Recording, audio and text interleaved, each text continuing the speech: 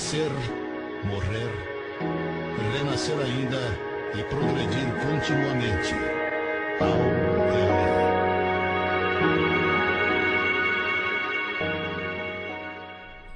Começando então, Marcelo, o que você tem a dizer sobre as críticas que muitos espíritas fazem às novas informações do plano espiritual, através de novos médicos? Eles citam aqui, inclusive, você, Vanderlei Oliveira, Robinson Pinheiro. Bom, eu acho que nós estamos numa doutrina livre. Nós não podemos dizer que as críticas são ruins, que as críticas são más. As críticas são úteis, desde que respeitosas, desde que a crítica seja ao pensamento. Mas, infelizmente, nós nos deparamos com muitas críticas de natureza pessoal. As críticas de natureza pessoal, elas se invalidam por si mesmas. Por exemplo, eu também me deparo na rádio com muitas críticas à obra de Chico Xavier, ao próprio Chico Xavier, mas quando eu vou verificar o currículo das pessoas que criticam, eu percebo que não merecem crédito, porque não possuem um currículo que seja respeitado. Agora nós estamos numa doutrina, volto a dizer, numa doutrina assim, livre. Nós temos que ter lugar sim para a crítica. E temos que aceitar, analisar as críticas, o fundamento dessas críticas, não é? É como quem nos critica, por exemplo, pessoalmente, às vezes, uma crítica pessoal, né? Alguém nos critica, fulano é assim, é sábado. A pessoa tem o direito de manifestar a sua opinião. Não é verdade? Agora, nós não podemos querer negar, por exemplo, ao doutor Inácio Ferreira, negar a ele o direito de escrever dando a opinião dele. Isso aqui não pode existir. Eu não posso, por exemplo, permitir que a crítica de uma pessoa me paralise e me anule, porque eu também tenho direito de ter a minha opinião. Não é? Agora diga assim, olha, a sua opinião é a sua opinião, a minha opinião é a minha opinião. Eu estou sendo sincero. Se eu estiver errando, eu estou errando com sinceridade. Não é? Por exemplo, Paulo de Tarso. Paulo de Tarso, porque errava com sinceridade quando ele defendia o judaísmo, ele foi procurado pelo Cristo. Ele tinha qualidades. Ele foi procurado, ele errava, mas errava com sinceridade. O próprio Estevão falou para ele: você, quando conhecer Jesus Cristo, você há de defender Jesus Cristo com esse mesmo amor, esse mesmo ideal que você está defendendo Moisés, que você está defendendo as tradições dos profetas, né? Agora, infelizmente, a gente se depara com muita crítica desrespeitosa. Essa crítica, vai me permitir dizer, eu tenho um lugar para ela lá na minha casa, sem exagero. Eu tenho um lugar para ela com um baldinho de lixo que fica no banheiro. É onde eu as coloco. O que você diz da psicografia do Dr. Inácio através de Vanderlei de Oliveira? Olha, eu vou ser sincero com vocês, eu ainda não tive oportunidade de ler a obra. Eu espero que o Dr. Inácio Ferreira, escrevendo através de qualquer médium, escreva da mesma maneira que ele sempre tem procurado escrever, preocupado exclusivamente com a verdade, porque na realidade o médium não pertence ao espírito, como o espírito não pertence ao médium. O médium é livre. Vejamos mesmo, Dr. Bezerra de Menezes é um espírito que se comunica por diversos médios. André Luiz é um espírito que já se comunicou através de outros médios, já se comunicou através do Dr.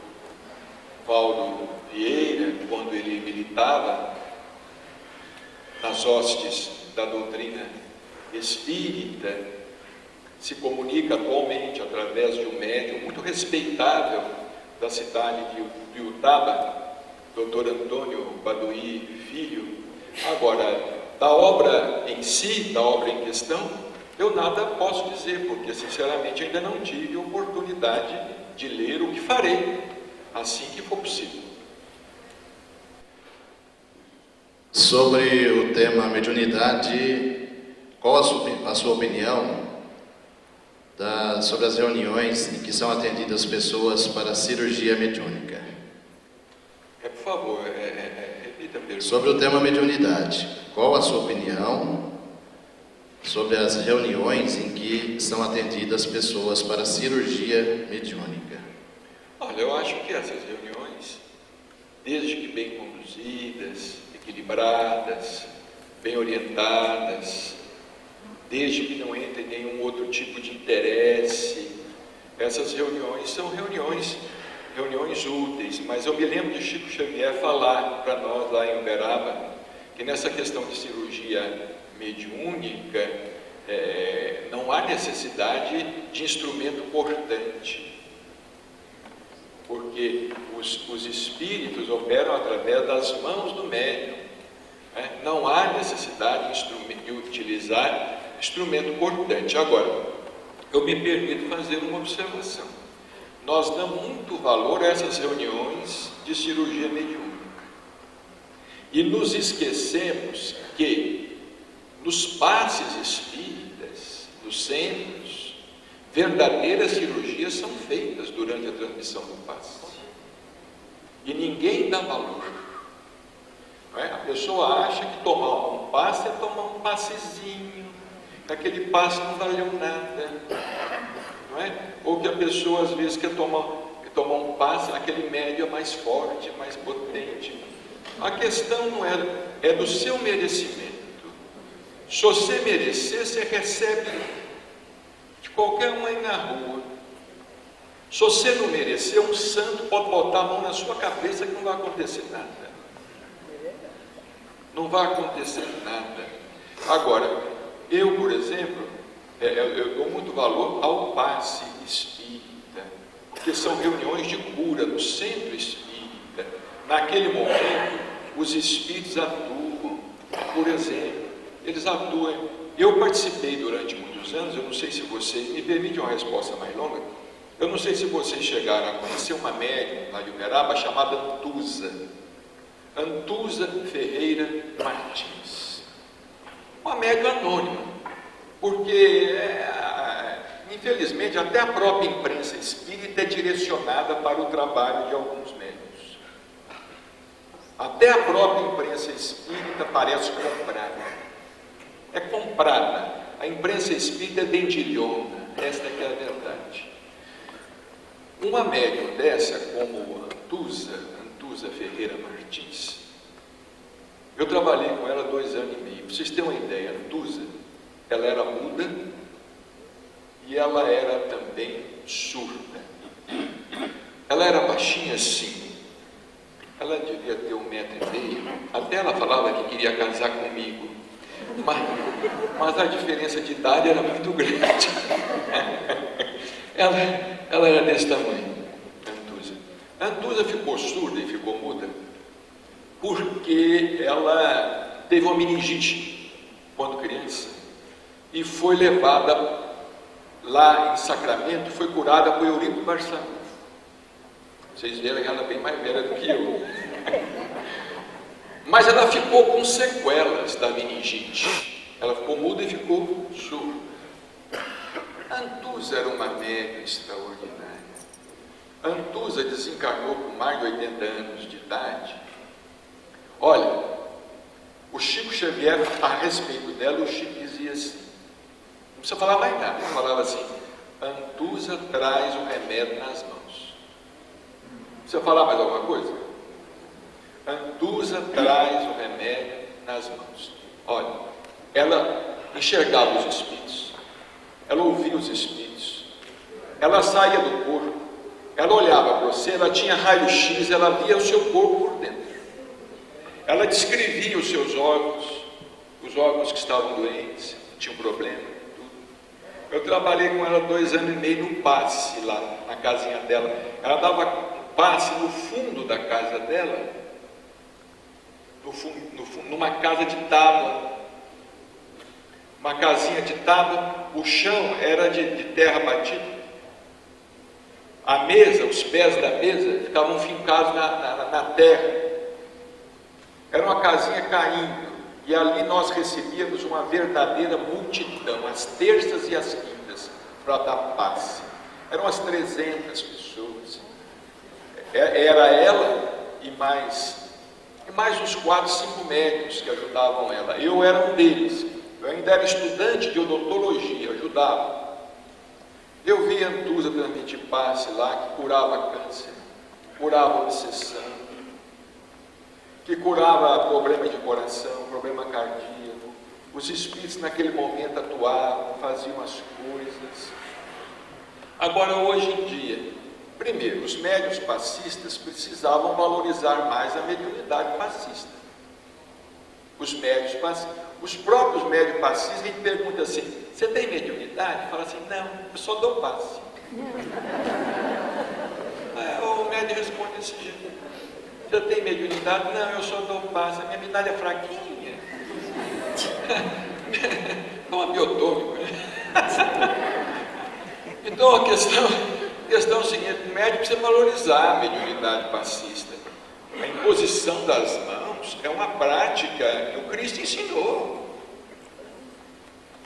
Porque o Cristo limpava leprosos, não era fazendo cirurgia, não. Ele limpava leprosos e impôs nas mãos. Ele curava paralíticos, ele impôs nas mãos. O passe é a imposição das mãos. Agora, eu gostaria de valorizar esse trabalho que é feito nos centros espíritas todos. E que a gente às vezes não valoriza, não considera nem trabalho de cura. Aquilo ali é limpeza. É um trabalho de limpeza. Está tudo errado. No livro dos médiuns, os espíritos afirmam a Kardec que evocar encarnados de outro planeta é possível. E se o mundo for superior, seria ainda mais difícil. Então, como entender a resistência de certos dirigentes em aceitar as comunicações de seres de outro planeta, sejam encarnados ou desencarnados? Olha, nós temos que ir com cuidado, porque diz o doutor Odilon Fernandes, eu acho com propriedade, o doutor Odilon Fernandes fala assim, que a mediunidade é o calcanhar de Aquiles do Espiritismo. Não precisa de nada. Diz o doutor Odilon Fernandes. Não precisa, não. Se tem alguma coisa que no Espiritismo requer vigilância, 2 coisas. Primeiro, a vaidade nossa e depois a mediunidade. Isso requer vigilância. 2 coisas requerem vigilância. Primeiro, a nossa vaidade. Principalmente a vaidade dos dirigentes espíritas. E depois a mediunidade, que é o calcanhar de Aquiles da doutrina espírita. Essas coisas são possíveis, mas esses fenômenos não acontecem assim corriqueiramente. Ao que eu sei, por exemplo, Chico Xavier recebeu comunicação assim apenas uma vez. Por exemplo, ele recebeu uma comunicação do espírito Teresa d'Ávila, que nós falamos aqui a respeito dela, Santa Teresa d'Ávila, uma comunicação através dos fluidos teledinâmicos. Essa comunicação está no livro Instruções Psicofônicas de Chico Xavier. O espírito Teresa d'Ávila estava numa determinada dimensão, e a gente sabe, o pensamento não tem fronteira. O pensamento não tem fronteira. Se fosse assim, como é que o nosso pensamento ia chegar a Deus? Não é? Nós estamos muito distantes de Deus. Como é que, então, as nossas preces seriam inúteis. Quer dizer, o pensamento não tem fronteira. Agora, o médium, para captar alguma coisa assim, ele tem que estar em condições. E não exagerar. Não é? O médium tem que ter discernimento. Tem médium que não se contenta em receber desencarnado aqui, quer receber dos mundos. Porque isso confere mais importância à mediunidade dele. Quer dizer, isso é uma coisa que falta de senso, falta de discernimento. Não é? Por exemplo, eu costumo dizer o seguinte, doutor Odilon, doutor Inácio, nós temos tanto produto em termos de mediunidade, nós temos tanto produto, tanto material em termos de mediunidade, não só livro, em termos de mediunidade geral, nós temos tanto produto no meio espírita para fornecer material aos nossos inimigos, aos inimigos da doutrina, quase para nos destruir. De tanta incoerência, de tanta contradição, de tanto absurdo, de tanta falta de discernimento, de tanta coisa. Mas tem médium que começa hoje, amanhã ele já está querendo publicar livro. Ele começa hoje, amanhã ele quer publicar livro. Não é? Tem médium que começa no centro espírita aí e já está curando. Não é? E se o dirigente fala alguma coisa, os companheiros da casa vão com calma, vão cuidar, vão estudar um pouco, ele não fica no centro, ele sai, abre um centro para ele e faz como ele quer. Ele faz como ele quer, o que é que nós vamos fazer?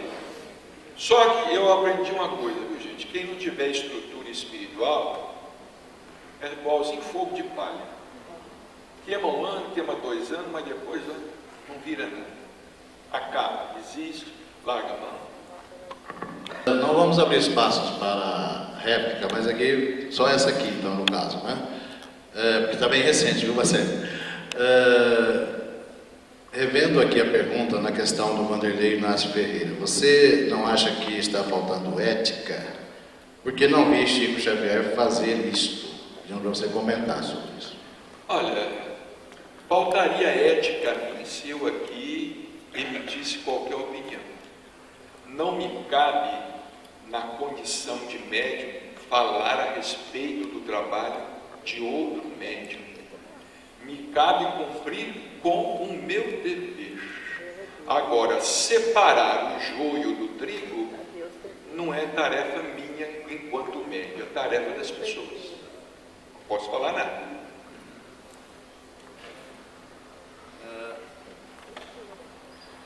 A última reunião do PCAA, Painel Intergovernamental para Mudanças Climáticas, fizeram previsões nada otimistas com relação à vida na Terra. No médio e longo prazo, o senhor pode dizer algo a respeito? Não, ninguém precisa ser Nostradamus para isso. Não é? Se não mudar a médio e longo prazo, isso aqui vai acabar. Não é? Ainda ontem, essa semana eu estava lá em Uberaba, lá na Casa Espírita Bittencourt Sampaio, conversando com os amigos, porque graças a Deus eu tenho a alegria de frequentar o mesmo centro espírita há 44 anos. Eu comecei com 17 anos a frequentar, nunca fiquei mudando de centro espírita. Eu frequento a mesma casa há 44 anos. Portanto, muito tempo. Eu estava conversando com os nossos amigos lá e contando o número de minas d'água que nós tínhamos em Uberaba.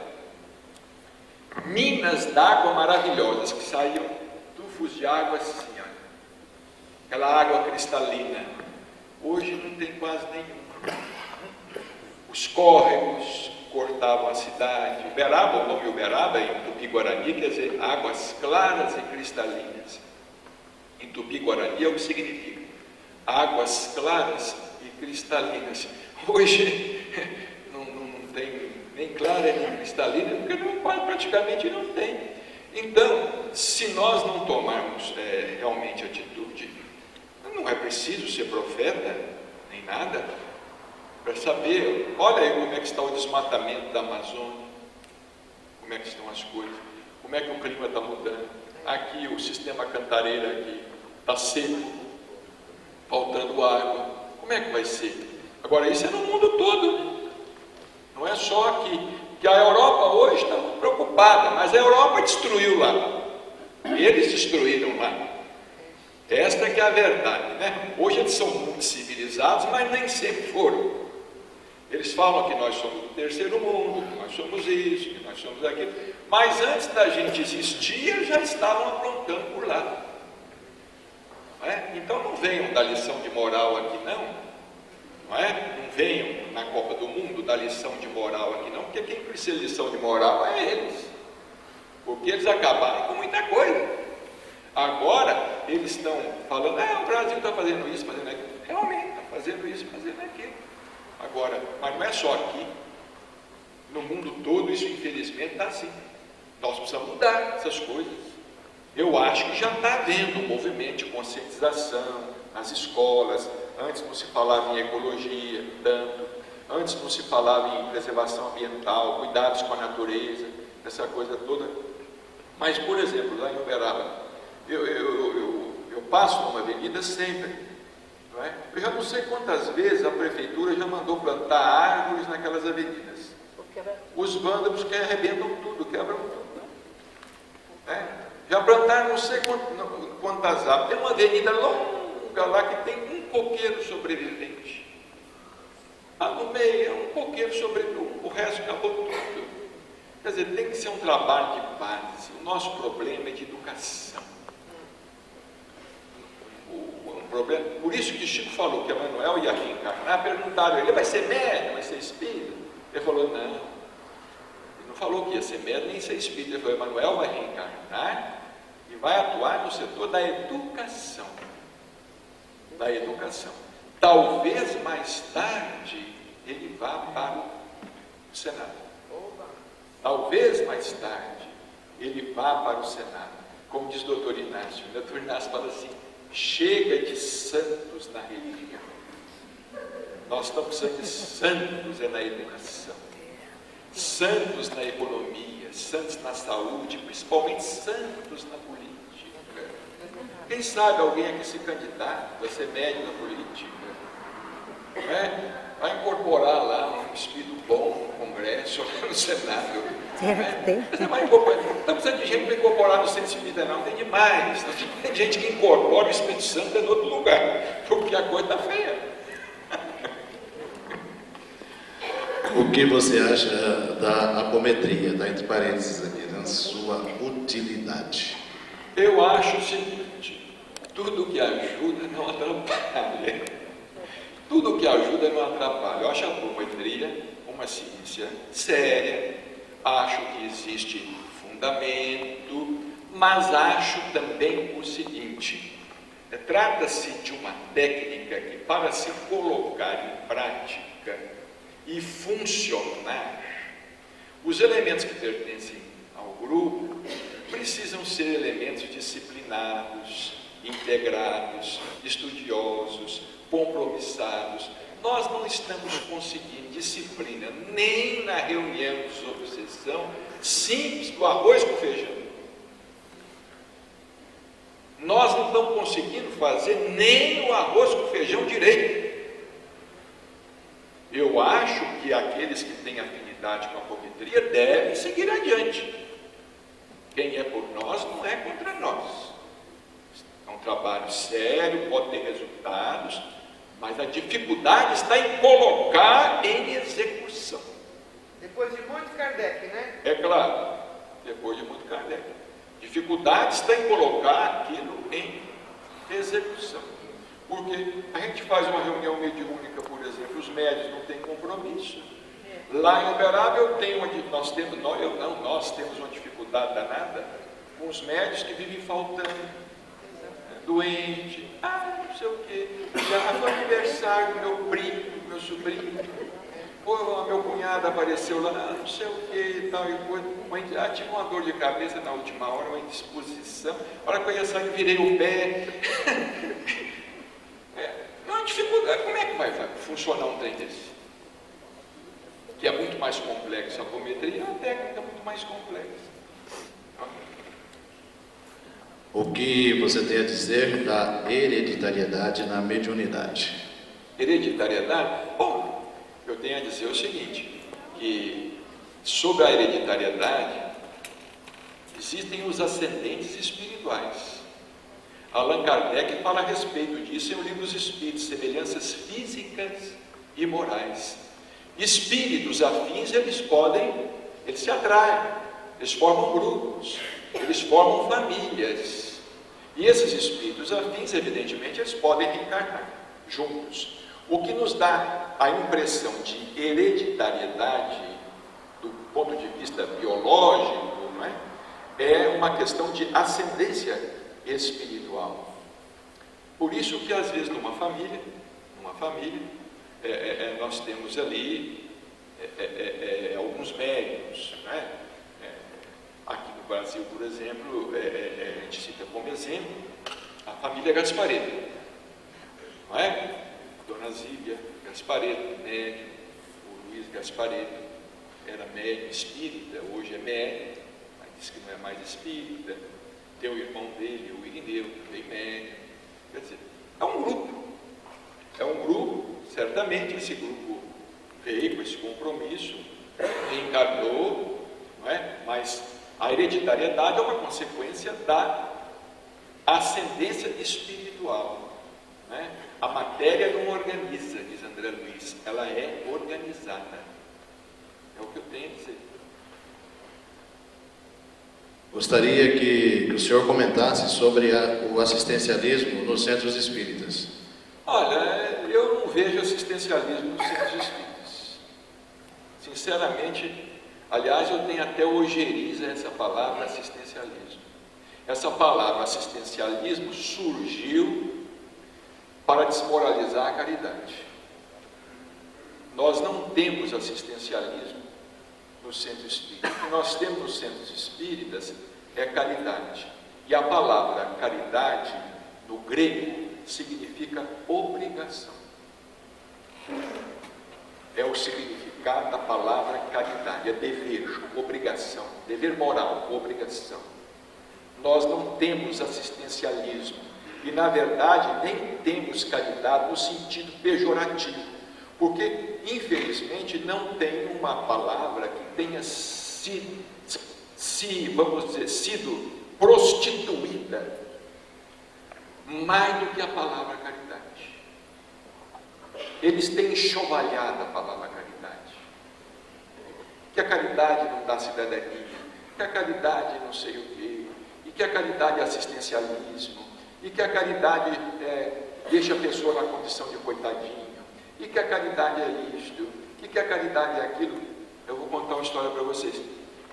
Uma vez o Chico foi num programa de televisão, lá em Uberaba, e ele sabatinando o Chico, né? Perguntando ao Chico, tinha um médico de Uberaba, muito conhecido, muito famoso. O médico perguntou ao Chico assim, Chico, você não acha que os espíritas, em vez de darem um peixe, deveriam ensinar a pescar? Olha a resposta que o Chico deu. O Chico disse assim, olha, eu entendo que nós todos estamos em sociedade, nós estamos na construção de um prédio, na construção de um edifício. Na construção de um edifício, existem aqueles que trabalham na superestrutura do edifício. Tem aqueles que trabalham nas estruturas do edifício. E tem aqueles que trabalham na infraestrutura do edifício. Nós, os espíritas, temos sido chamados a trabalhar na infraestrutura do edifício, porque ninguém consegue trabalhar com fome. Ninguém consegue aprender nada com fome. Nós estamos trabalhando na infraestrutura do edifício. O que é que o Chico quis dizer com isso? Para bom entendedor. Se o senhor não quer trabalhar na infraestrutura, trabalhe nas estruturas. O senhor é médico. Por que o senhor não ensina a pescar? Por que o senhor não trabalha na superestrutura do prédio? O senhor é empresário. Por que o senhor não arranja emprego para muita gente? Nós não podemos. Nós estamos fazendo aquilo que nós podemos fazer. Então essa palavra assistencialismo, ela surgiu para destruir esse trabalho assistencial, que é o braço forte do Espiritismo, que é a caridade. Porque o braço forte da doutrina espírita não é a mediunidade, é a caridade. É o amor ao próximo através da caridade. Esse é o braço forte do Espiritismo. E as trevas agora estão atacando por aí. E tem muito espírita embarcando, porque acha isso uma teoria muito interessante. Uma teoria muito inteligente.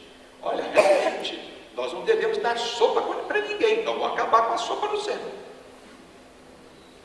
Vamos acabar com a sopa. Mas realmente, nós não devemos dar nada para ninguém, fazer campanha de Natal. Vamos acabar com tudo no centro espírita. E vamos ficar só com mediunidade. Os centros espíritas vão se transformar em sociedades teosóficas, porque nós estamos colocando também na cabeça que são os outros que precisam de caridade. Quem precisa de caridade somos nós. É a caridade do trabalho, a oportunidade de nos aproximar do próximo. O outro que vem no centro espírita, ele está nos dando oportunidade de desenvolver uma coisa que nós ainda não temos, é a fraternidade, é o amor. E nós não temos, nós estamos dando pão para ele, e ele em volta está nos dando luz. Mas nós agimos como se nós não precisássemos de trabalhar a nossa fraternidade, a nossa solidariedade. Né? Não, eu sou uma pessoa muito boa. Olha, como é que nós vamos melhorar? O doutor Bezerra de Menezes uma vez escreveu uma frase para o nosso intermédio dizendo o seguinte: olha, o caminho mais próximo para Deus, o caminho do homem mais próximo para Deus é o próximo. É no próximo que eu encontro Deus. Eu não vou encontrar Deus em outro lugar. Se eu não encontro, primeiro eu tenho que encontrar Deus no próximo, depois eu encontro Deus em mim mesmo. Então, é essa questão.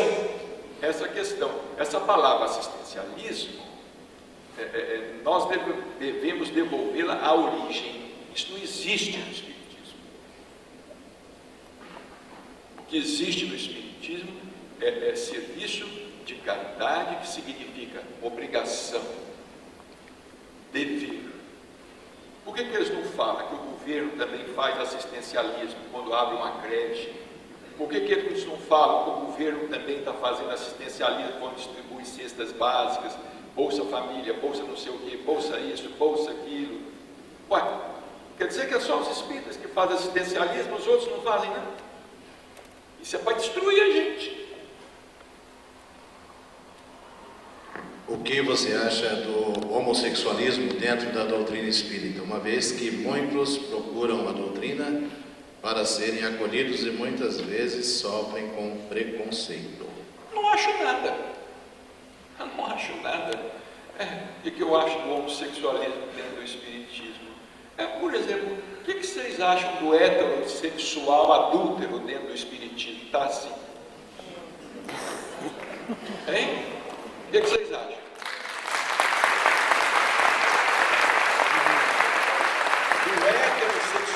Da heterossexual adúltera, está assim, dentro do Espiritismo. Tenha santa paciência. Chega, vamos crescer um pouquinho. Sai do chão. Vamos crescer um pouquinho a cabeça. O que é isso? A pessoa que frequenta e trabalha na casa espírita pode dar passe normalmente ou precisa fazer um curso para dar passe? Olha, eu não acho que precisa fazer um curso. Eu acho que a pessoa, para dar passe, ela precisa ter amor, precisa ter desejo de ajudar o próximo, auxiliar, não é? Eu não acho, por exemplo, que uma mãe, para dar paz para um filho doente, precisa fazer um curso. Eu não acho. Agora, eu acho que o estudo sempre ajuda, mas não necessariamente, não ser indispensável. Quem não fizer o curso não pode dar passe. Não. Aí não, eu não tenho a minha opinião, a minha visão não é essa. E também, eu digo a vocês que eu conheci, não era a visão de Chico Xavier. Foi a Santuza que eu falei para vocês, que trazia remédio nas mãos, ela era muda, surda e analfabeta. Que curso que ela poderia fazer? Era analfabeta. Não é? Vamos aplicar aí o que disse Jesus: graças te dou, Senhor, meu Pai, Senhor do céu e da terra, porque ocultaste estas coisas aos doutos e aos prudentes, e as revelastes aos pequeninos. Não é? Eu acho que o estudo é importante, mas eu acho que o estudo, ele não substitui o sentimento, o amor, a boa vontade. Não é? Eu, por exemplo, prefiro tomar passe com um médium, um homem de fé, ou uma senhora de fé, analfabeta, uma pessoa que não teve oportunidade nenhuma, do que eu tomar passe com alguém que tenha feito um curso e conheça todos os meus chakras. Sabe da posição de todos os meus chakras? Eu quero que ele me dá é do amor dele. Dos meus chakras sei eu. Não é? Então eu acho assim, se não fizer curso não pode dar passe. Uma vez chegou lá em Uberaba, no nosso centro, alguém querendo frequentar a reunião mediúnica com diploma. Olha, eu fiz aqui, ó. Eu quero frequentar a reunião, pois é, mas aqui é diferente. Aqui tem que passar por uns estágios mais difíceis. Não tem nada de esse diploma para nós aqui é respeitável, mas não é a força de diploma que você vai entrar aqui. Eu tenho que começar onde? Você tem que começar por baixo. Você vai começar por baixo, vai começar nas obras assistenciais, vai frequentar a casa, vai ajudar aqui e tudo mais. Depois aí nós vamos pensar no seu caso. Muito bem, a última, precisa de uma fórmula aqui, mas no tema espiritualidade, como perdoar? Como? E no tema espiritualidade, como perdoar? E como o Chico ensinava, como desenvolver a bondade? Como perdoar? Olha, perdão é uma coisa tão difícil que é melhor não ter o que perdoar. E para não ter o que perdoar, é só a gente aprender a não se sentir ofendido. É melhor não ter o que perdoar. Não é? E melhor ainda não ter o que ser perdoado. Não é? Melhor ainda não ter o que ser perdoado. Agora, o irmão José tem uma frase muito engraçada. Ele fala assim: gente, perdoar também é uma questão de inteligência. Não é só uma questão do coração, é uma questão de inteligência. Perdoa, porque se você perdoar sinceramente, você se liberta daquela pessoa. Se você não perdoar, você vai ficar presa. Quer dizer, você vai manter uma coisa que você não quer. Porque quem não perdoa, mantém uma coisa que não quer. Agora, como desenvolver a bondade? Né? Desenvolver a bondade é no trabalho. Não tem outra maneira da gente desenvolver a bondade. Não é? É realmente no trabalho. Como é que nós vamos desenvolver a bondade fora do trabalho da bondade? Não tem jeito. O que desenvolve a bondade é o trabalho da bondade. E qual é o trabalho da bondade? Esse trabalho da bondade começa dentro de casa, com o próximo mais próximo, depois se estende aos nossos familiares, nossos vizinhos, não é? Depois vai para um grupo maior de pessoas. Esse trabalho da bondade é assim: a gente ajudar uma pessoa, procurar ajudar aquela pessoa desinteressadamente, não é? Porque é uma coisa tão complexa que nem Jesus aceitou ser chamado de bom. Começa por aí, né? De vez em quando a gente ouve uma pessoa falar assim: eu sou uma pessoa muito boa, então você está melhor que Jesus Cristo. Jesus Cristo dizia que bom é só Deus. Não é? Bom é só Deus. Nós não somos bons. Aqui não tem ninguém bom. Vocês me desculpem, não é? Aqui não tem ninguém bom. Aqui nós estamos lutando para, vamos dizer assim, sermos menos egoístas, menos ambiciosos, menos injustos. Estamos lutando para sermos mais honestos, sobretudo estamos lutando para ser mais coerentes, adequando o nosso discurso, a nossa vida, a nossa prática, porque esse é um dos maiores problemas nossos, principalmente os religiosos, falam uma coisa e fazem outra. Não é? Isso é muito difícil, por isso que o Chico vivia falando, né? Eu sou um verme, eu sou um pé de capim, eu não sou nada, eu sou um cisco, eu sou isso, eu sou aquilo. E ele acreditava naquilo, viu, gente? Não era por modéstia, não. Quando ele falava, eu sou um cisco, ele acreditava que de fato ele era um cisco. Era como Sócrates, né?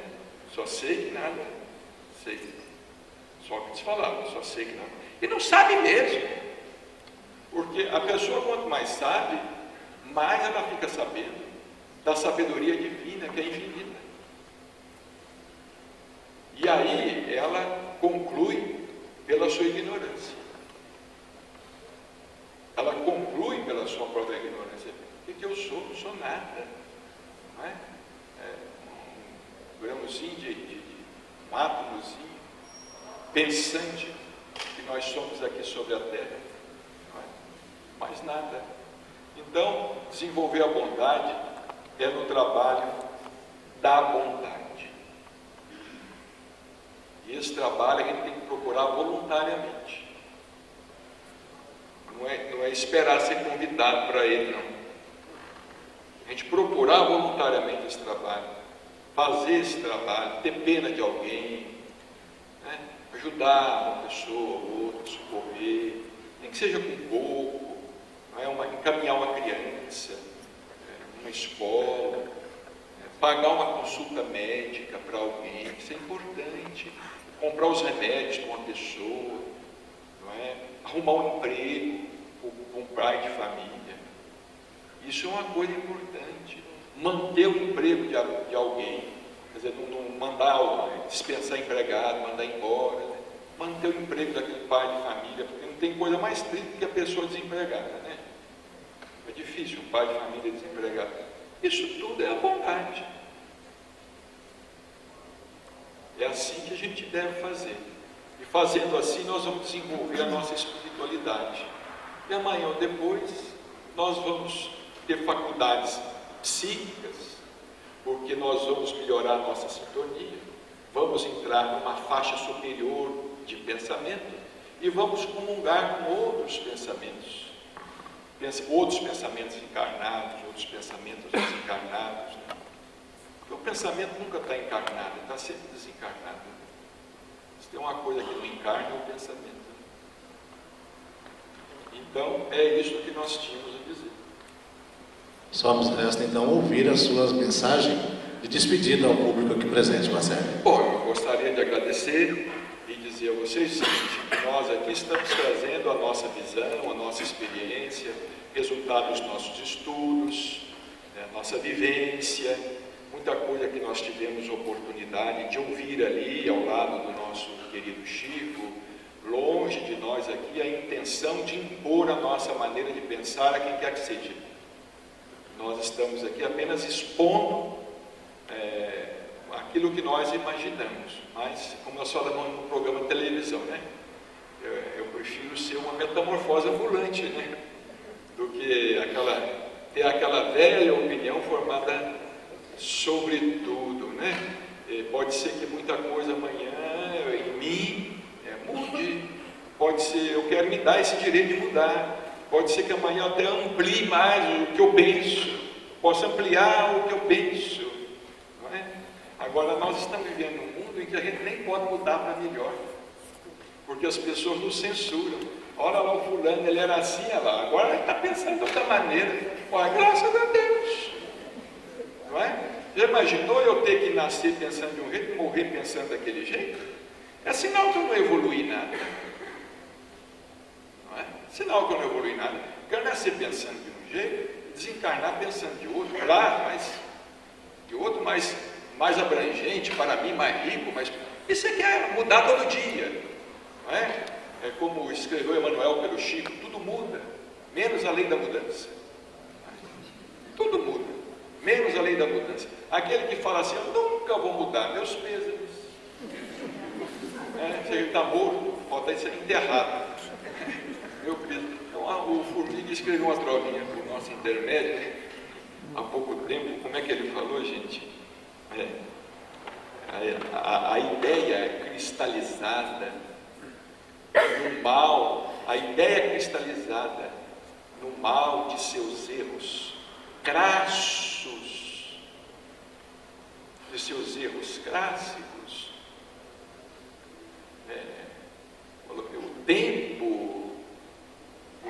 o tempo sobre ela o tempo abate e a transforma em pedaços, uma coisa assim. Aquela ideia cristalizada, vem o tempo, transforma essa ideia em pedaços. Aquela pessoa que diz assim, eu nunca vou mudar. É no Espiritismo, por isso que muita gente é ortodoxo no Espiritismo. Pega Allan Kardec e fica assim, ó, só ali no que está ali, não aceita mais nada, não aceita André Luiz, não aceita Emmanuel, não aceita isso, aceita o que diz a sua conveniência, aceita o que diz o seu interesse. E infelizmente tem muita gente que é vaquinha de presépio e só faz assim, amém, amém, essa coisa toda. Não, graças a Deus eu sou livre, eu sou livre, eu não tenho rabo preso com nada e com ninguém. Se a palavra rabo for feia, seja cauda, não tem a cauda feia. Não tenho nada, sou livre, penso do que eu quiser, faço o que eu quiser, escrevo o que quiser, falo o que eu quiser, não é? Os espíritos vêm, escrevem, se eu achar que eles devem escrever, e o resto que se dane, o que eu vou fazer? Muita paz, muito obrigado.